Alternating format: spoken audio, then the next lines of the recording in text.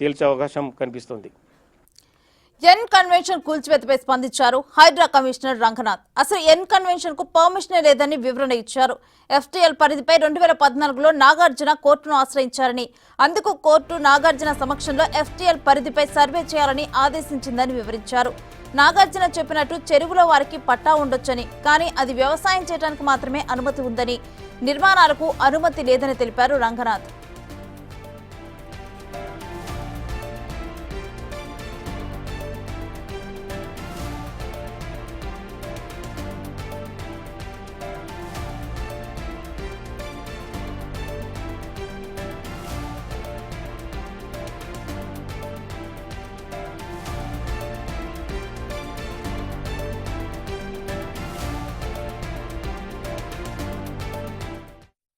అసలు పర్మిషన్స్ ఇవ్వరు.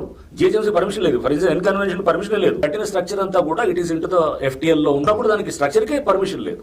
అంటే జిహెచ్ఎంసీ 10 ఏళ్ల నుంచి వీళ్ళు ట్రై చేస్తున్నా కానీ కూడా వాళ్ళకి ఎక్కడ పర్మిషన్ రావట్లేదు. లేదు అది దాని మీద కూడా మేము ప్రెస్ రిలీజ్ కూడా ఇచ్చాము హైడ్రా నుంచి కూడా. మెన్షన్స్ క్లియర్లీ దట్ 2014లో ప్రిలిమినరీ నోటిఫికేషన్ వచ్చిన తర్వాత ఆ FTL దాని మీద వీళ్ళు దే వెంట్ టు ద కోర్టుకి వెళ్ళి కోర్టులో దాన్ని ఛాలెంజ్ చేసినప్పుడు కోర్టు సెట్ మీరు వాళ్ళ సమక్షంలో మీరు సర్వే చేయండి అని చెప్తే మళ్ళీ సర్వే చేసి 2016లో FTL నోటిఫై చేశారు.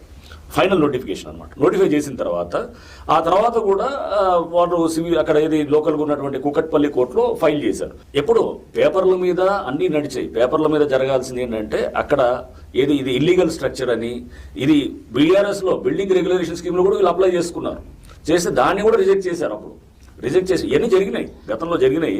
సో బట్ ఏంటంటే పట్టా ల్యాండ్ అంటే కనుక పట్టా ఉండొచ్చు. పట్టా ఎవరికైనా ఇప్పుడు చెప్పాను కదా చెరువులో ఉండొచ్చు పట్టా. అది that easement for agriculture purpose, not for raising structures. ఎవరికైనా ఉండొచ్చు అది.